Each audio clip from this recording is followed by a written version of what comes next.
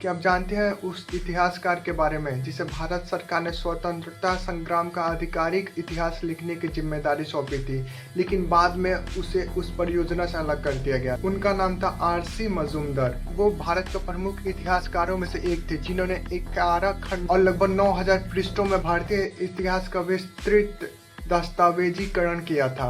उनका मानना था कि इतिहास का लेखन परमाणु स्रोतों और तथ्यों के आधार पर होना चाहिए था, न कि राजनीतिक दृष्टिकोण के प्रभाव में। 1950 के दशक में भारत सरकार ने उन्हें स्वतंत्रता संग्राम का आधिकारिक इतिहास तैयार करने का दायित्व सौंपा। हालांकि समय के साथ उनके दृष्टिकोण और परियोजना से जुड़े अन्य विचारों के मतभेद उभरने लगे। ऐसा कहा जाता है कि जहाँ कुछ पक्ष स्वतंत्रता आंदोलन की एक विशेष व्याख्या को प्राथमिकता देते थे, वहीं मजूमदार उपलब्ध दस्तावेजों और ऐतिहासिक साक्ष्यों पर आधारित निष्कर्ष के पक्षधर थे। उन्होंने अपने शोध और निष्कर्ष से समझौता करने से इनकार कर दिया। परिणाम स्वरूप उन्हें इस परियोजना से अलग कर दिया गया। इसके बावजूद उन्होंने अपना शोध कार्य जारी रखा और भारतीय इतिहास पर एक व्यापक एवं महत्वपूर्ण श्रृंखला प्रकाशित। आज भी अनेक विद्वान और पाठक मानते हैं कि उनकी रचनाएं भारतीय इतिहास को समझने के लिए एक वैकल्पिक दृष्टिकोण प्रस्तुत करती है। चाहे कोई उन्हें निष्कर्ष से असहमत हो या असहमत, यह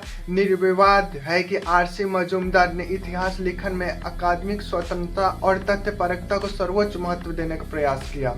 यही कारण है कि उनका नाम आज भी इतिहास और इतिहास लेखन की चर्चाओं में प्रमुखता से लिया जाता है।